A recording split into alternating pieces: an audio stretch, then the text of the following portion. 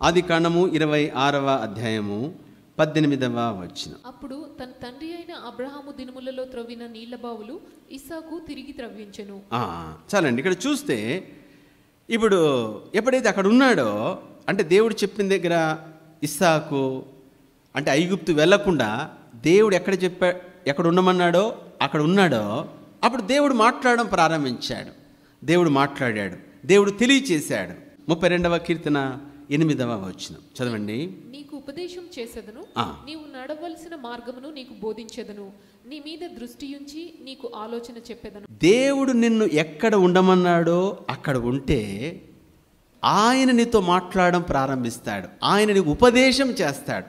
అందుకోసం రాయబడింది, నీకు ఉపదేశం చేస్తాను, అలానే నీవు నడవవలసిన మార్గమును నీకు బోధించేదను, నీ మీద దృష్టి ఉంచి నీకు ఆలోచన చెప్పేది. అంటే నీ మీద దృష్టి ఉంచుతాడు. నా బిడ్డ ప్రాబ్లమ్స్లో ఉన్నాడు, ఫైనాన్షియల్ క్రైసిస్లో ఉన్నాడు, ఏం చేస్తే బయటకు వస్తాడు, ఏం చేయాలో నా బిడ్డ గురించి, ఏ విధంగా బయటకు తీసుకురావాలి, ఏ ప్రాజెక్ట్ తీసుకురావాలి, ఏ ఆపర్చునిటీ తీసుకురావాలి, లేకపోతే ఏ విధంగా తీసుకురావాలి, ఆయన నీ మీద దృష్టి ఉంచి నీకు ఆలోచన చెప్తా వస్తాడు. సోదరుడే సహోదరి, ఉపదేశం అంటే ఏమిటంటే, నీ వ్యాపారం దివాలా అంచులకు వచ్చింది అనుకోండి, మనం ఏం చేస్తాం? బ్రదరు ఆయన కాంపిటేటివ్ పెట్టాడు, లేకపోతే మొన్నటిదాకా మస్తు నడిచింది నాది, వీడు వచ్చాడు పెద్ద మాల పెట్టాడు, నాదేమో చిన్న షాపు, మొత్తం షట్టర్ వేసాను. అంటే మనం ఏమిటంటే, వాడు వచ్చాడు, వీడు వచ్చాడు, అది వచ్చాడు, ఇదే చూసుకుంటూ ఉంటాం. వాడు మాలు కాదు, 4 మాలలు వచ్చినా జనం నీ దగ్గర కిటకిటలు ఆడతారు. జనం నీ దగ్గర కిటకిటలు ఆడతారు ఎవడు వచ్చినా సరే. ఎందుకంటే అలా రావడానికి, అలా చేయడానికి ఆయన ఉపదేశం ఇస్తాడు. అంటే ఇది చెయ్యి, నీ వ్యాపారంలో అభివృద్ధి వస్తుంది, ఇది చెయ్యి, నీ కుటుంబ సమస్య క్లియర్ అవుతుంది, ఇలా చెయ్యి, ఈ సమస్య పరిష్కారం వస్తుంది, ఇది చెయ్యి, నువ్వు అభివృద్ధిలోకి వస్తావు. ఉపదేశము. ఏం చేస్తే మన వ్యాపారం బాగవుతుందో, ఏం చేస్తే అప్పుల్లో నుండి బయటకు వస్తామో, ఏం చేస్తే కుటుంబ కలహాల నుండి బయటకు వస్తామో, ఏమి చేస్తే పరిష్కారమో అది నీకు తెలియచేస్తాడు. చాలు. ఇక నువ్వేమి పెద్ద ఆలోచించ, ఆయన చెప్పింది చేస్తే చాలు. కాబట్టి చూడండి, ఇప్పుడు ఇస్సాకు దేవుడు ఏం చెప్పాడు? బావులు చెప్పాడు. అరే ఇస్సాకు, నువ్వు వెళ్ళి బావులతో అంటే, ఆ దినాల్లో కరువు వచ్చింది. కరువుతో ఏమైపోతున్నారు? అంత నీళ్లు లేకుండా, పంటలు పండకుండా, వ్యవసాయం అంతా మొత్తం నాశనం అయిపోయింది. నీళ్లు లేదు, తిండి లేదు. ఎవడు పొలం వేసినా నాశనం అయిపోతున్నారు, ఎందుకంటే నీళ్ళు లేవు కాబట్టి.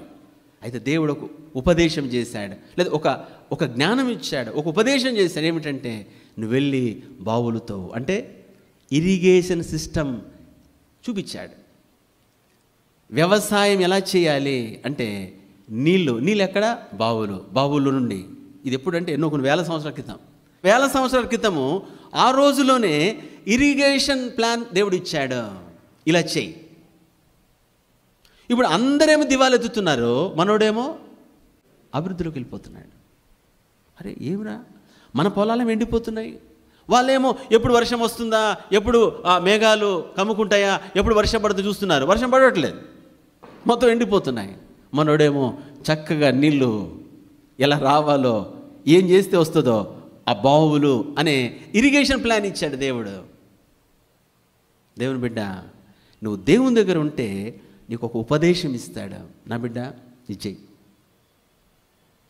నా కుమార్తె ఇచ్చేయమ్మా, నీ సమస్య ఏదుందో దానికి ఒక చిన్న ఉపదేశం. మనమేదో టావులు లెక్కబెట్టి, లేదా ఆ విధంగా అవర్స్ ప్రభా సాయం చేయ, అయా సాయం అంటే, నీ సాయం చేయాలని ఉన్నాను, నా మాట వింటేగాను.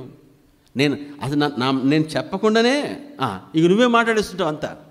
నన్ను చెప్పనిస్తే కదా, నన్ను మాట్లాడినిస్తే కదా, నాలో నుండి వచ్చిన మాట వినడానికి నువ్వు అవకాశం ఇస్తే కదా. సోదరుడా సహోదరి, దేవుడు ఇస్సాకుకు ఒక జ్ఞానం ఇచ్చాడు, ఒక ఉపదేశం ఇచ్చాడు. ఆ ప్రాంతంలోని ఫిలిస్తీన్లు ఎవ్వరికి కూడా లేని జ్ఞానం ఇచ్చాడు. ఏమిటంటే, బావుల్లో నుండి నీళ్ళది, ఆ నీళ్లను పొలంలో పంపిస్తే నీ పొలము చక్కగా పండుతుంది. వాళ్ళేమో వర్షం కోసం ఎదురు చూస్తున్నారు, ఎండిపోతున్నారు.